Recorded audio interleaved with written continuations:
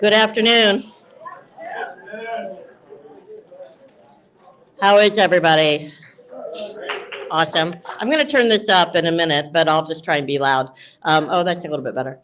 Thank you so much for being here. This is Crossroads, which is a luncheon of the Interfaith Alliance of Iowa. I'm Connie Ryan. I'm the executive director of Interfaith Alliance.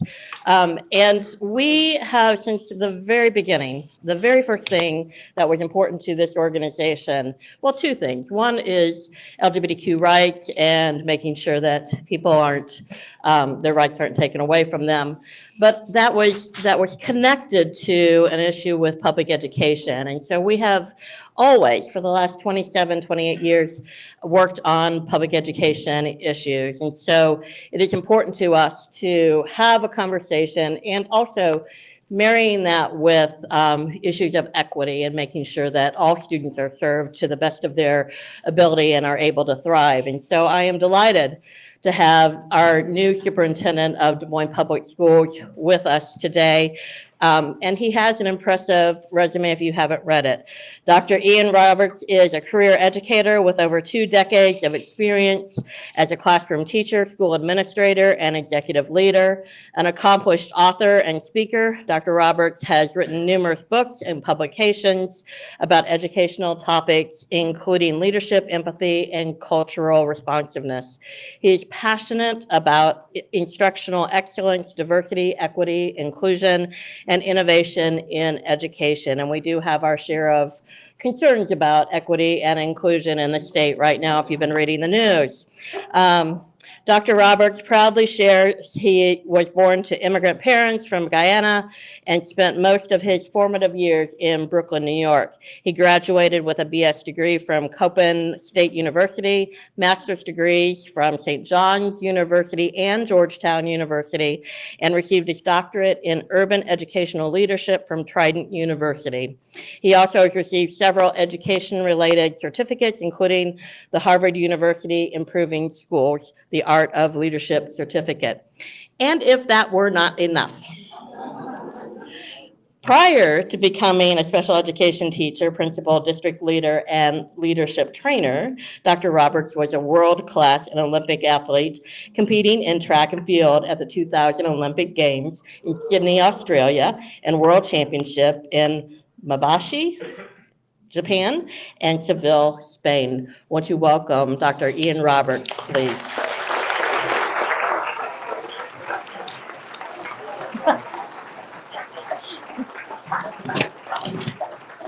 I will just also say, for those of you who are new to Crossroads, Dr. Roberts is going to talk to us for a while, and then we will open it up for questions at that time, including folks who are online with us. You can put questions in the chat. So thank you, Dr. Roberts. Thank you, Connie. Good afternoon, everybody. It's so good to be here. Happy Friday. Happy Friday. You know, I came into the room, and then as I've engaged with some of you in conversations, I can just feel the energy. I am humbled and honored to be here. You know, if you have spoken to me for more than 5 or 10 minutes, you will learn 2 things about me very quickly. One is I'm a mama's boy. And 2, I really anchor every decision that I make as a school and district leader in truly what is best for children. And my mom reminds me often that if ever I'm given an opportunity to speak before such an esteemed group of individuals, I should invoke Psalms 19. And so today my hope is that the words of my mouth and the meditation of my heart is acceptable to each of you whose ear these words land on. As the superintendent, the 15th superintendent of Des Moines Public Schools, in this, the 116th year of our existence, clearly from the picture, so much has changed, or very little has. But what hasn't changed is who we serve at the core of who we are and what we have committed to do. And that is to make sure that every single student who knocks on the doors of our schools to receive a quality public education. If you are a graduate of a public school system, by show of hands, please. Give yourselves a round of applause. Thank you. You know, so in building on the theme of grounding every decision I make in what is best for children, allow me to invoke, if I may, or bring into the space today, this group of individuals who you see on the screen. There is a tribe on the continent of Africa called the Maasai tribe. The Maasai tribe is found primarily on the borders of Tanzania or in Kenya. And the Maasai are known affectionately as the mighty Maasai. And the reason is because they are historically and even to this day the most feared, respected, and revered tribe anywhere on the continent of Africa. They tend to win every war in which they engage. They tend to make some of the most successful and lucrative business deals. But the reason I wanted to bring the Maasai tribe into our midst today is because although they are so feared and revered, before Maasai warriors go off to war or any conflict, or before they embark upon or engage with any business opportunity, someone in the tribe, in the group that is present, always poses a question to all who is present. And the question in their native language of Ma or Swahili is Kaserian Engera. And the English translation of Kaserian Engera is, how are the children? And before they go off to war or they engage in any activity, someone would nudge the others in the group, and every person in the group would respond in unison, Sapate Engera. And the English translation for Sapate Engera is, all of the children are well. See, the Maasai, regardless of who they are, always prioritize the safety and well-being of the children in their midst. So before we get started today, and before I spend a few moments with you, I want us to consecrate this place by bringing the spirit of 31,000 students in the Des Moines Public Schools into our midst. And so I'm going to test your Swahili. No, I'm not going to do that to you. Maybe the next time. But for the teachers in the room, and I've met many of you, let's scaffold it down just a little bit and let's do the English version. So I'm going to ask you, how are the children? And in unison, you will respond, all the children are well. 1, 2, 3. How are the children? All the children are well. Now we can get started. We want to make sure that the students in Des Moines Public Schools and every public school in this country are really well. I have been a public school educator, committed to equity in all of our schools, committed to making sure that we provide tremendous opportunities for students who have been historically marginalized. But I haven't always been the best educator. I have not always been an educator who recognized the importance of disrupting systems that failed students. I have made my share of mistakes around how we view, teach, lead, and impact children. But I've evolved because of my own commitment to continuous learning. I've made mistakes that have cost, impacted, or changed the lives of children and the adults who serve them. And in my role today, I'm committed to making sure that while my decisions will definitely impact and change the lives of students and the adults who serve them, it is always for the better. I think too many individuals are in positions of power, politics, and influence who do not truly care about how their decisions impact the lives of children. You know, for me, the young man whose picture is up here was one of my favorite students. His name is Capone Chase. Capone was a student during the first 2 years that I served as a principal in Baltimore City. Capone was a student who would miss 4 days of school and then he showed up on the 5th day, take an assessment or a test, and he had the highest score amongst all of his classmates. Just brilliant, like many of our students today.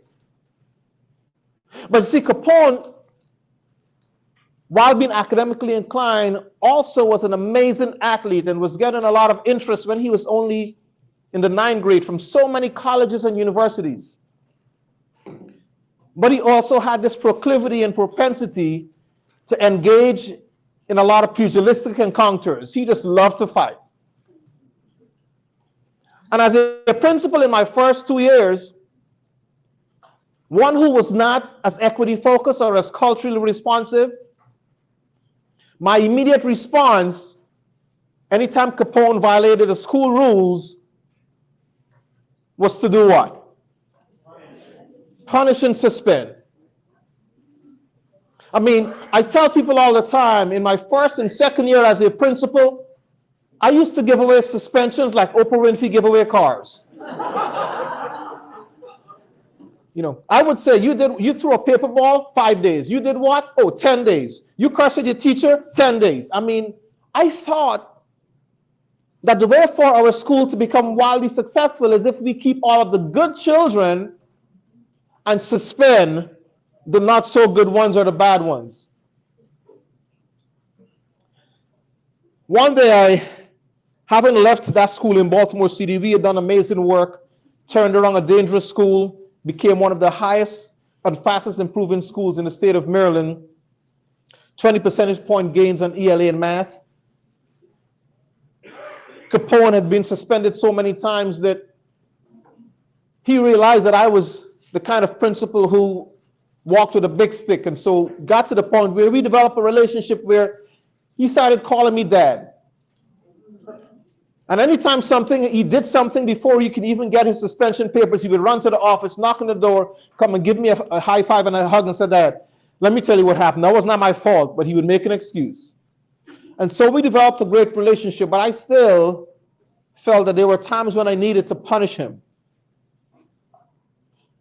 4 years later, I had left the school because I had done amazing work and I was recruited to go and lead the most challenging high school in the nation's capital in Washington, D.C., Anacostia High. And one morning as I'm there, I got a call from my former assistant principal who said, have you seen the news? I said, no. She said, have you read the newspapers, the Baltimore Sun? I said, no. I said, what happened? She said, you have to. It's your son.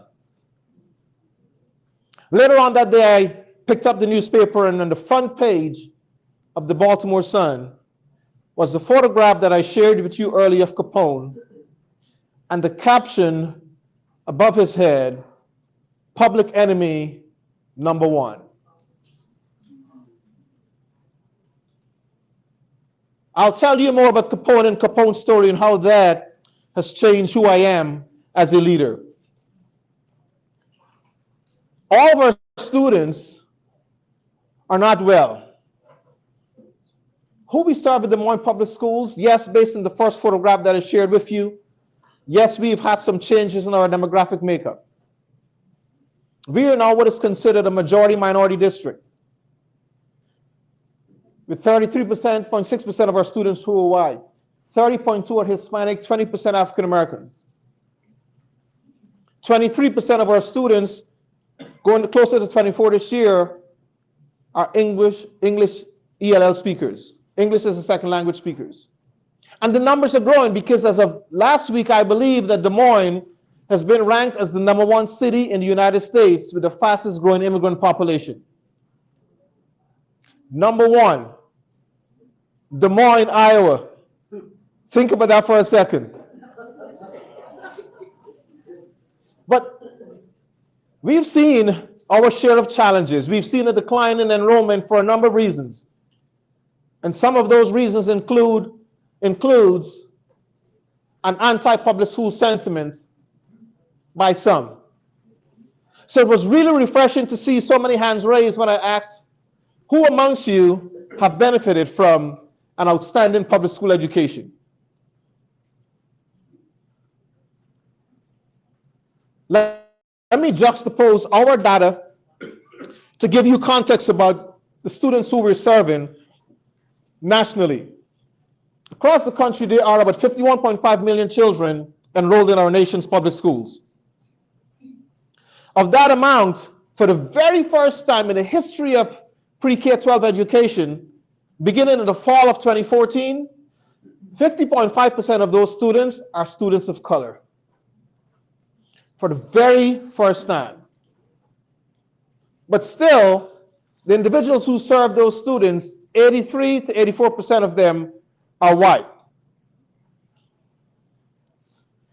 Of that amount, the National Center for Education Statistics conducted a survey of students, and they found that 1.3 million students identified as LGBTQIA+. But I wanted to share that data point with you because of that amount, in additional interview questions, about 25%, close to 30% of those students responded that in the last 2 years, they have either considered or attempted suicide. Why? Because our schools, our public schools, and so many in positions of power and authority have not created institutions that made those students feel welcome, safe, included, and as if they belong. And I can almost guarantee that if we should interview the adults who serve our students who have a similar identification or based on some other identity that they do not necessarily share with those of us in positions of power, they too will tell you that they have had their own struggles with increased anxiety, depression, not wanting to show up to work. In Des Moines Public Schools, we have vowed to make sure that we create an environment and cultivate spaces that welcomes every single student and every adult, regardless of their identity. That's who we are.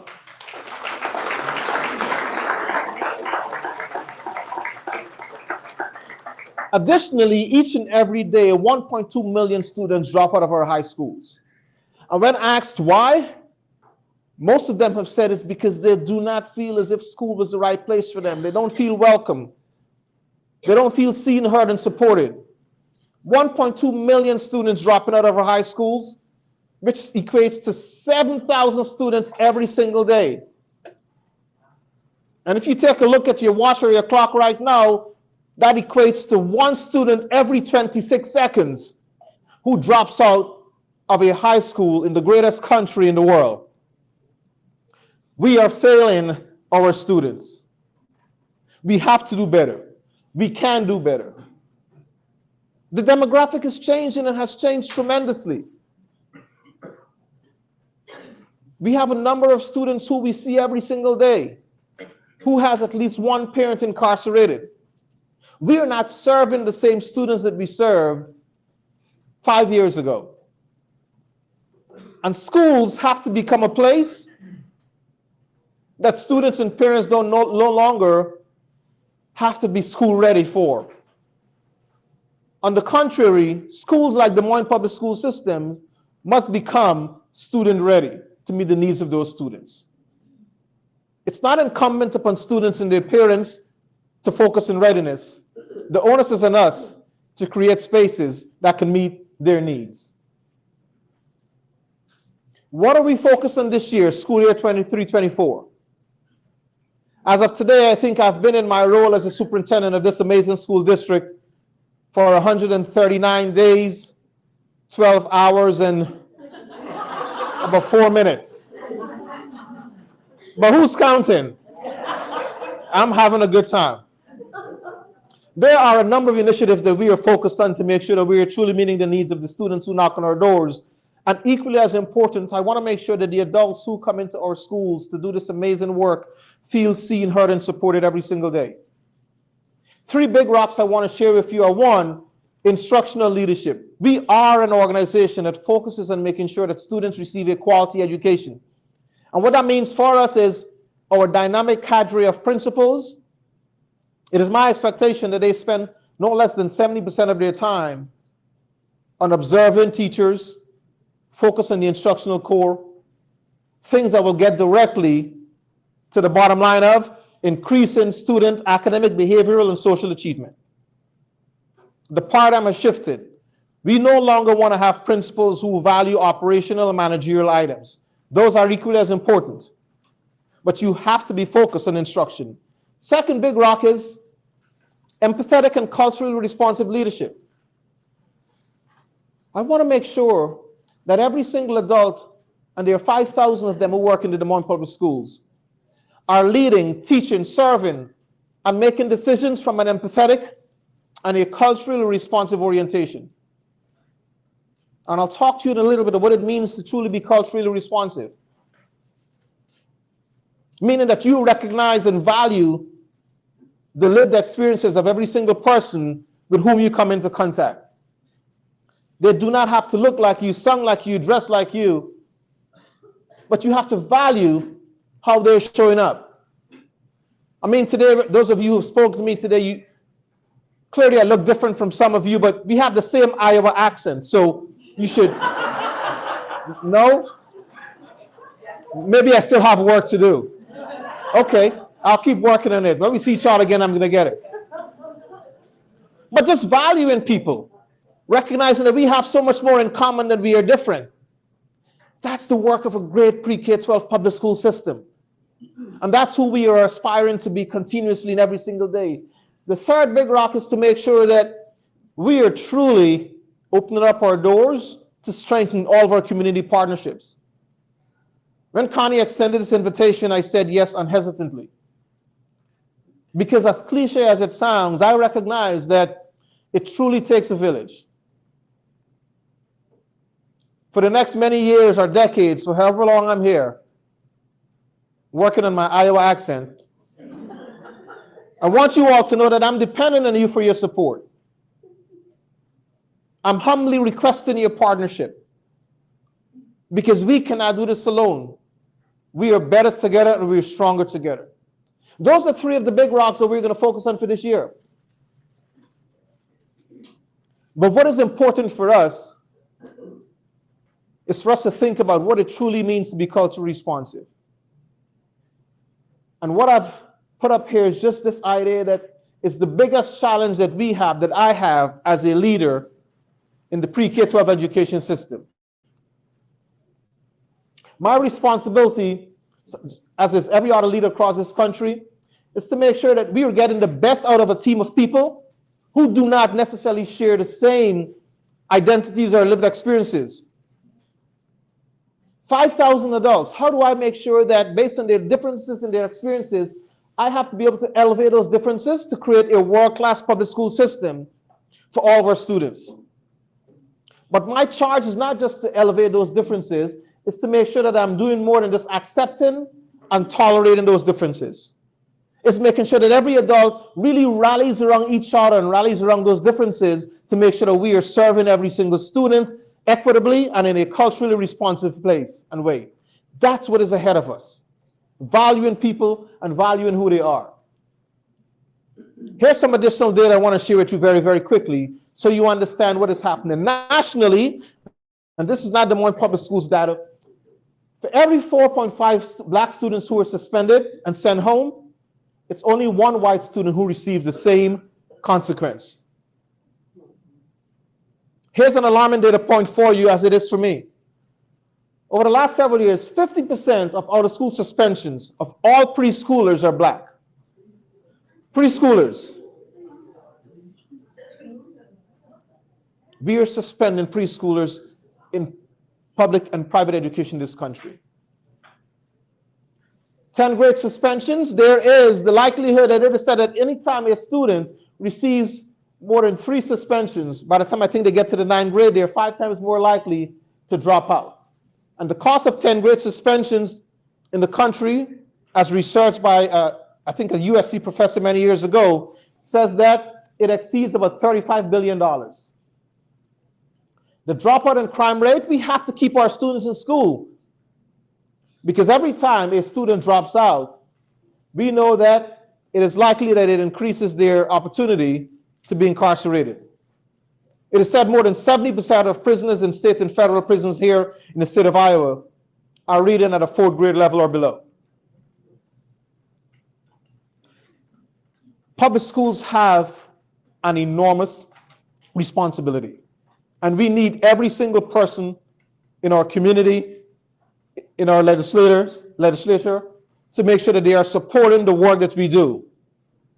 Because we have a responsibility to make sure that students are getting the best opportunities for education. And finally, in terms of data, it is said that for every time there's a 1% increase in the graduation rate of males, it reduces the crime rate in 3 major areas of crime in this country: aggravated assault, homicide, and auto theft. This research was done by a University of Chicago professor by the name of Lance Lockman. What is ahead of us? Partnerships and the work and enlisting every single person you can. I share this photograph with you. You may not recognize this gentleman because I was much more handsome than I am today. This was during my time as a school leader in Washington, D.C. The young lady, of course, you may recognize her, Michelle Obama, during the time she was the first lady. As a principal in Washington, D.C., I leveraged the partnership of every single person, including the White House, to support the work that we were doing. And we saw tremendous results, tremendous success. That's why I'm here today, to remind you that we need you to be an integral part of the work with us in Des Moines. The real reason I often share this picture, though, is if you recognize the color of her dress, and then you see how my shirt is the same blue. I often say that based on how she's looking at me, if I had met her 1 month before Barack, he would be here today speaking to you.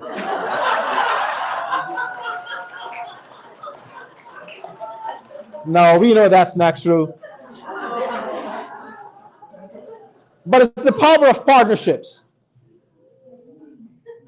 This year in Des Moines Public Schools, with an amazing group of 7 who've been leading us, created goals.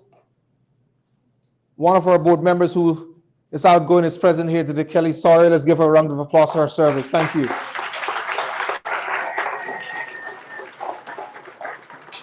We have 3 big goals and 5 guardrails that I am committed to, alongside the team of cabinet members and every teacher, on achieving our goals. And then we have 5 guardrails, one of which really speaks to this important factor about the district becoming culturally responsive. We have lots of unique learning opportunities as a school system. We have programs such as the Central Campus that are nationally ranked. We should be proud of what we're offering in Des Moines Public Schools. We're going to focus on diversity, equity, and inclusion because it's critical. It's a must. It's a necessity. Given the change in demographics that I just shared with you, it's important for us to at least understand the tenets and competencies that goes into an organization being diverse, equitable, and inclusive. And we know that diversity, of course, really represents the spectrum of human differences, those that we see and those that we do not.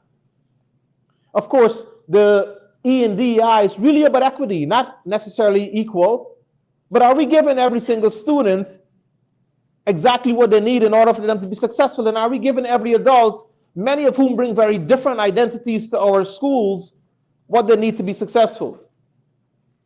And equally as important is the I, inclusion. And inclusion really refers to, are people feeling as if they belong when they walk into our schools, our students, our parents, our teachers? And if they're not, We need to understand why. Each week, my cabinet and I send out a communication to the entire district.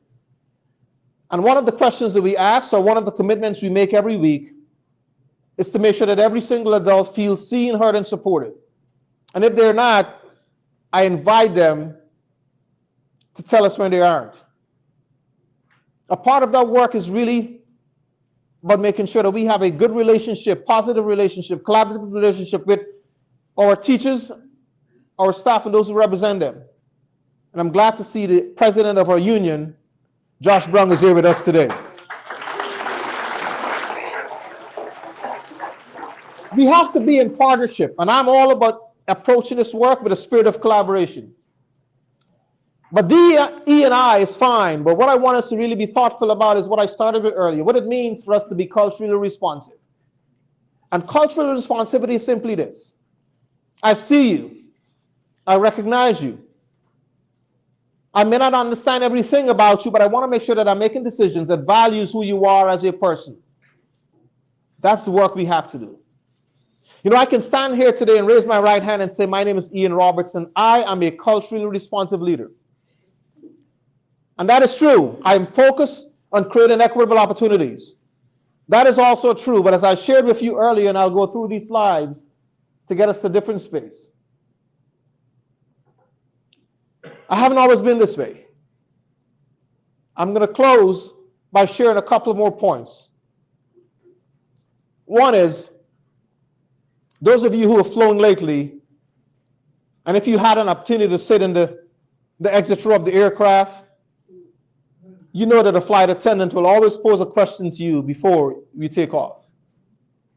And that question is simply this: are you willing and able to make good decisions to take care of all the people around you who you do not know in case of an emergency? And what do you have to say? I am. Yes, sir, I am. But do you know that prior to 9/11, when the flight attendant would have posed that question, people who were sitting in the exit row, many of whom always put their earphones on, only had to nod. But since 9/11, it is said that the FAA has made it mandatory for you to give a verbal I am or yes. Because when you respond with a commitment verbally, it is said, and you look someone in the eye, you're more than 200 times likely to honor that commitment. Maybe it's not true in marriages, I don't know. But I want to share this with you because every single adult who serves in the Des Moines Public Schools have committed with a verbal yes. And I'm asking you to join us in that commitment as I wrap up. And by your presence here today and your invitation for me to be here, I believe that you are. It's important for us to continue to prioritize people over policies, protocols, politics, and past practice. That is a pivot we have to make. It requires us to lead boldly if we're going to do this. And I even tell some, to lead during this time is to live dangerously. But you have to. You absolutely have to. Let me share with you, in closing, I want us to continue to think about the Capone chase and how his experiences and mine have shaped who I am as a leader. For too many people who are opposed to cultural responsivity and opposed to DE&I, it is going to take a life-changing experience for them to open their eyes. Something that impacts them very closely, something that is near and dear to them. When I got the call that morning, I looked at the newspaper and I saw that Capone Chase, with his photograph on the front page of the newspaper, was public enemy number one. It is because Capone was arrested 1 week prior with another one of his classmates for committing a burglary. His classmate was released a couple of days before he did, and then he was eventually released from the lockups in Baltimore City. He heard that his classmate had snitched on him, had told on him. And so he found out where the classmate was in Patterson Park, not too far from the school where I served as a principal. Capone went there and saw his classmate sitting in the park with his pregnant girlfriend, pointing a 9mm at his head, told him to get on his knees, and then shot him in the head at point blank range. Capone Chase, I share with you, ladies and gentlemen, was one of the most brilliant students I'd ever met. So much talent, academically and athletically. Capone Chase dropped out of high school. Capone Chase was suspended so often by me that I believe of my role in his life. It did not resonate with me until Capone received multiple life sentences. And I'm sitting at home one morning and I got the call and I picked up the phone and it says, "This is a call from the federal inmate at such and such." And he asked me to put money on his books. And he had that same infectious chuckle in his voice when he asked me, "How am I doing?"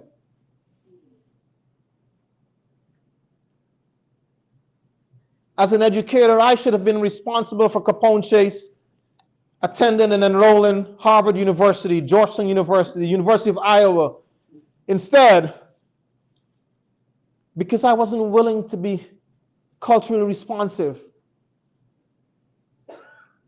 because I did not value the differences that he had from what I shared, because I did not take the time to see Capone and every single student for who they are and to culture and nurture and bring them to the place where they can optimize their potential.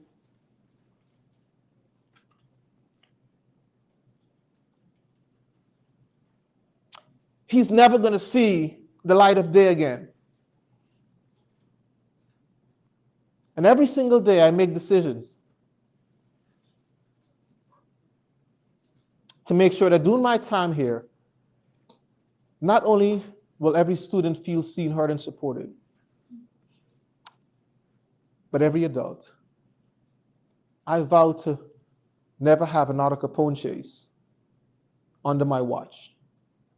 How are the children? Thank you. Appreciate you.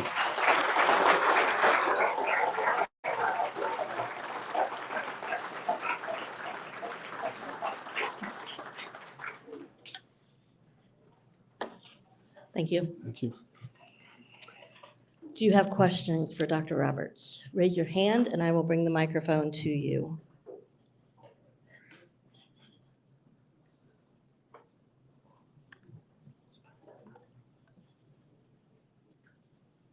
When you speak of dropout rates, I assume that there's steps to dropouts. Oh, sorry. I assume there's steps to dropping out. I mean, when you see the signs, is there anything that the school district actively does to reach out to that student to see what the problem is? Because I know that we used to have a group of parents that would actually go to the home and see if there's anything, and that was, I don't think that was organized by the school district. I know Connie Bosom was part of that group when she was on the school board. Is there, what are the steps? I mean, does the student just call up and say, "I'm not coming back, no thank you"?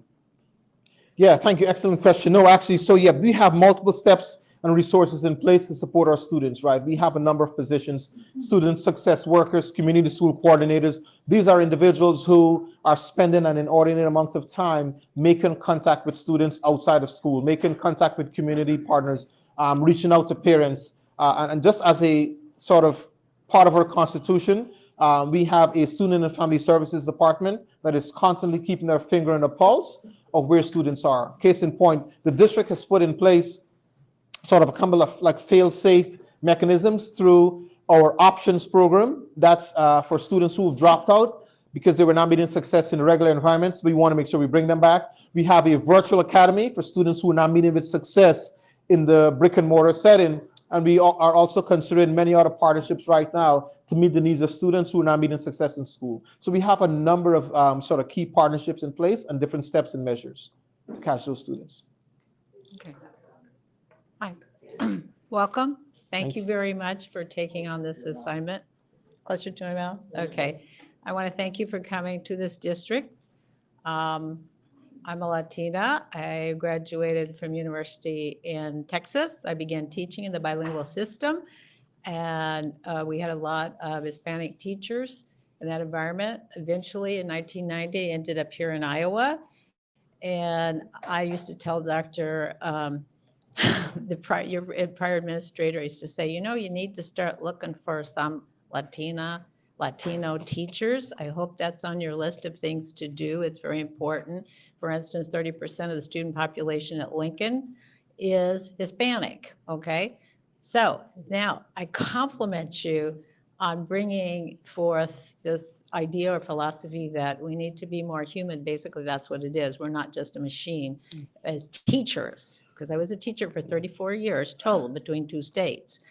But I'm wondering, how do you do this? What do you do with, if there's some teachers are not going to change?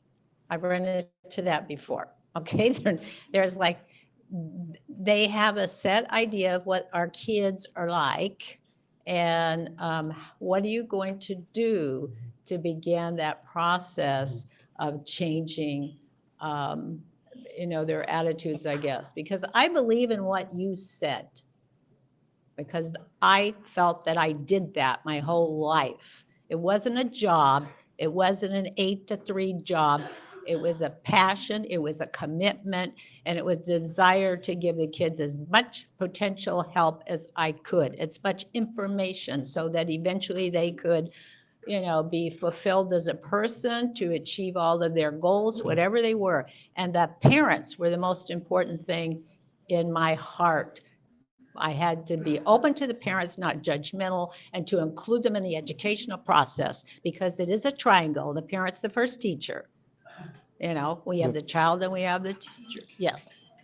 So 2 quick responses to that. The first is, I did not even have to initiate the importance of teachers recognizing and valuing students.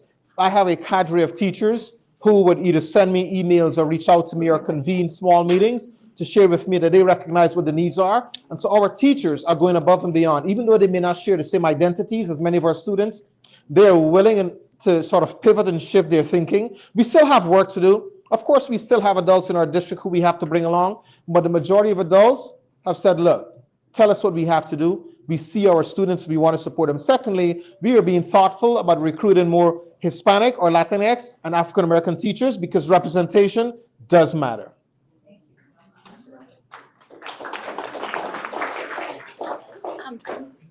Don't you feel I'm sorry. Don't you feel a huge way to help with dropout rate is to bring in early childhood education, so children in the Des Moines schools are ready for kindergarten prior to kindergarten?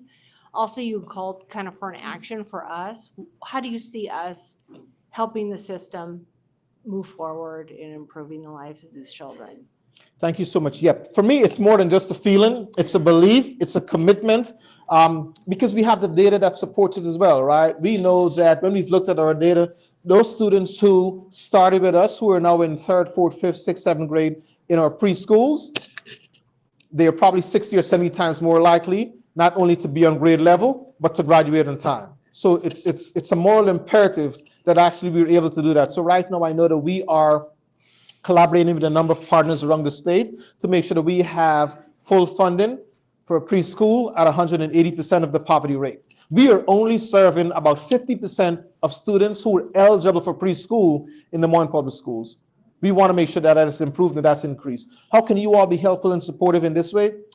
Continue to make sure that you echo in the importance of this push to make sure we have preschools that are fully funded with those individuals who have decision-making authority to give us some of the funds that come from a couple of $1 billion, I believe, in the reserve. So we just needed to be just a champion for us in that regard.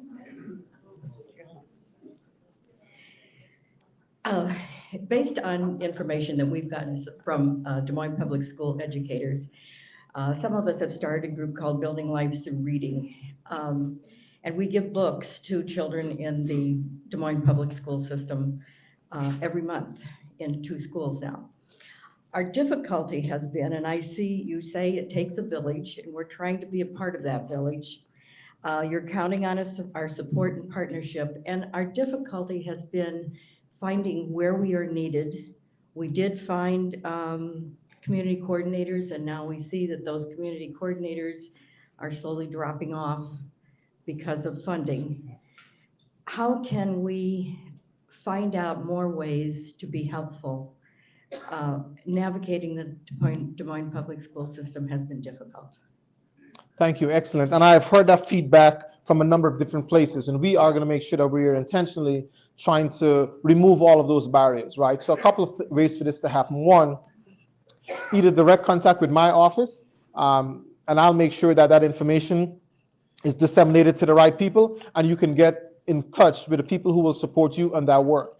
The commitment that I have and every cabinet member has, based on my expectation, is that we are going to respond to you within 24 to 48 hours. Right, we want to make sure that we're leveraging and taking advantage of your willingness to be there to support us with this work.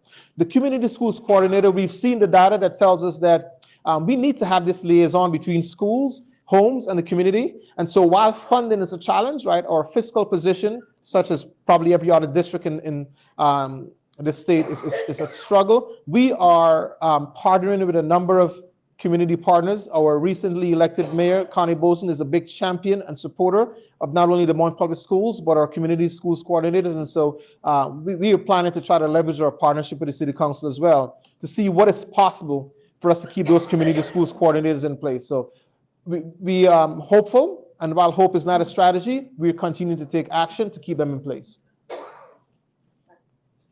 Yes, ma'am. I was shocked by the number of children who have an incarcerated parent. Is there some way that a community organization or churches could partner with the school system to provide a support group for those children? It just seems critical. Yes. I mean, beyond what you would be doing for them. Yes, absolutely. Thank you. That's an excellent question. Yes, we have to find spaces, right, similar to the most recent question, to make sure that our children, those families, have a number, a point of contact to resources such as Crossroads, our faith-based institutions, our community partners, because so often our parents, because of their not so healthy experiences with school systems, shy away from coming into our buildings. And as much as I will want to invite them, many of them have not had great experiences. And so I want to find a place whereby if we hear of some of the things that you all are offering as a community resource, we are going to put it on our website, add it to our social media so parents know where they can access that. That's one way that we can certainly leverage our partnership. We can advertise based on using our website as well as our social media platforms. Hi, Dr. Roberts. Yeah. Welcome. Thank you. I have a very proud Hubble Hawk who's in kindergarten. Nice. We're very excited to have you with the district. In less than 2 months, you will be heading into your first legislative session here in the state. And I'm just going to apologize ahead of time for the anti-public. Fortunately, see coming from the Capitol. And I was really interested in hearing what you talked about, putting politics ahead or putting politics aside for the good of the students in the district. And can you just talk a little bit about your approach to legislative session in a time when, frankly, the Des Moines School District is often vilified and held up as like that there's something wrong with the district amongst all these anti-public school policies? Thank you. That's an excellent question. Let me ground my question in an African proverb. It's a proverb that says, when elephants fight, the grass gets trampled upon. The translation is simply this. When those of us who are in positions of power whether it's physical, political, or intellectual power and influence. Anytime we are disagreeing or we combating and we fight, the people who get trampled on are our children. My approach as we approach this legislative session is to make sure that I am anchoring every conversation with a spirit of collaboration. I want to make sure that our legislators, individuals in the governor's office, the governor's team, that they understand that I value their perspective, their look at decisions that they're making, but I'm going to continue to be a champion for public schools because I've seen the output from public schools.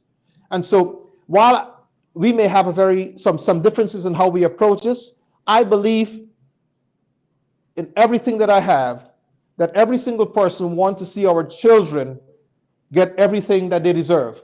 I think how we approach this may be very different. And so that's going to be my theory of action. The one thing I'm not going to ever do is to compromise the quality of education that our children receive, regardless of where people sit.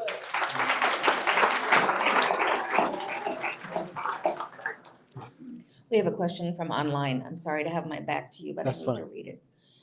In Des Moines, it seems there's been a rise in aggression among juveniles in and out of schools. I'm glad that there have been no suspensions, but how is the district working to get ahead of this problem? I know some middle schools have Let's Talk on site. What kinds of mediation are offered, and are relationship and anger management skills taught? Thank you. In addition to the Let's Talk, which is an organization that has been doing amazing work in our middle schools, not only to mediate conflict, but to get ahead of some of those potential challenges. We have a number of additional community partnerships with some of our community partners who are not only present in our middle and high schools, but who are very present in our communities. These are individuals who have a good sort of finger on the pulse of what is happening amongst our young people. And so before things and these conflicts even get to our schools, we are able to sort of alleviate some of them. It's a challenge.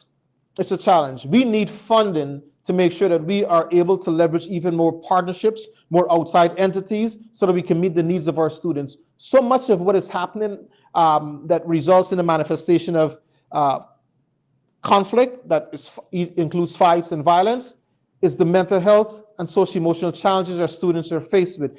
We do not yet have in this state a commitment in terms of our public education funds to support mental health in a way that it should be supported. We have to meet students where they are to address some of the anxiety and trauma that they've experienced, particularly since COVID, and so we have to get better at that.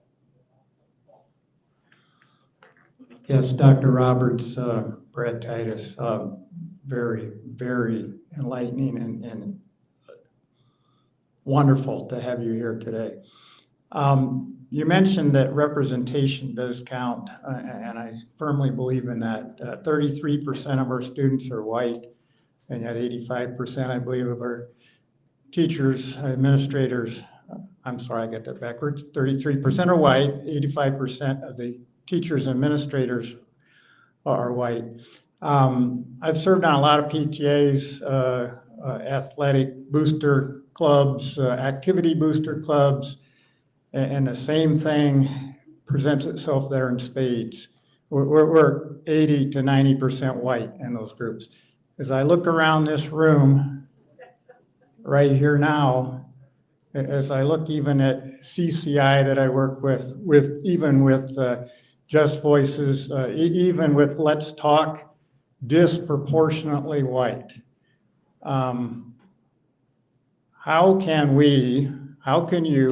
the district, and you mentioned reaching out to the village, how can we help you not put less white people in this space, but put more non-white people in this space so that we are not overrepresenting the white cultural experience as it impacts our children in Des Moines public schools? Thank you. That's an excellent question, Brad. So I think it's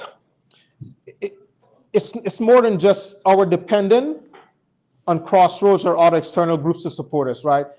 Our approach to this has to be more sort of a symbiotic relationship that is around mutualism. The Des Moines Public Schools, we too have to make sure that there's a lot of intentionality around reaching out to the village to share exactly what our needs are. And I'm not sure that we've done a great job of that. And so my commitment, and I've been saying and preaching and sermonizing this, is to make sure that we are finding opportunities to let each and every one of you know and become aware of what our needs are, and then to tell you that we want to create a space for you to come and sit at the table to meet with us so we can sort of unpack these conversations. There are a number of folks who are sitting in this room today with whom I've met. I want to make sure that there's spaces we've created. One thing that we're starting, we were going to start it in November, but we're getting that started in December, is I think the third Friday of every month, I and members of my cabinet will meet at what I'm calling the Superintendent's Coffee Chats, where we come into several different places in the communities to just sit, partner with, and hear from you. And the goal is to make sure that we're doing that monthly, just to have a conversation about how can we build a better partnership. Not to bring you to floor to the district headquarters, but I'm bringing the team and we're coming into the communities to meet you where you are.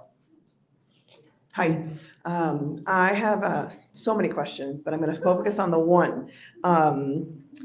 Cultural responsiveness is very important. How is the district supporting frontline workers and staff members to become more culturally responsive and give them more professional development opportunities? Thank you. That's an excellent question. And yes, we are committed to making sure that we create a scope and sequence of professional development opportunities that includes cultural responsivity. Prior to coming to the district, I've spent probably the last 10 years not only researching on, but publishing around and leading development around cultural responsivity. Now, my commitment in doing that work is to the 5,000 folks who are here. And I'm committed to personally leading some of that. We've already this year alone exposed our building and school leaders to some of that culturally responsive coaching and work. I've brought in speakers, nationally recognized speakers, to start to lead some of that PD. My next step is to make sure that beginning in January, we are exposing all of our teachers to the tenets and competencies of cultural responsivity as well. Yes. I have one last question for you. When we first met, I asked you about your shoes. And I'm not going to ask you my one question of how many do you have. My other question was, why do you wear sneakers all the time? My commitment is twofold. One, my commitment really and truly is to children. And I want to find ways that are relatable to them. I want to find ways that allows me to make a quick connection to them. My long, impressive resume is not one that allows me to make those connections. And then my beautiful Iowa accent is not helping either. So finding a way that we can find conversation starters, how can they relate to me? And I guess what? So far, it has been working. The kids love it, and I'm going to keep doing it. And the second is, my mom is a seamstress, 86 years old this year. And I think I got a lot of the fashion influence and my fashion sense from her.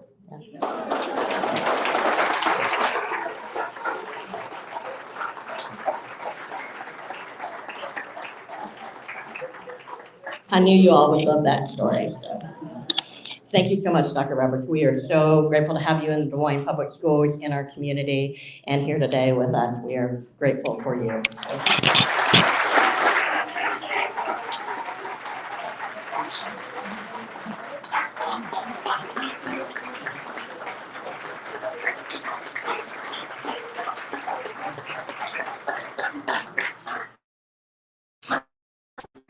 We're online.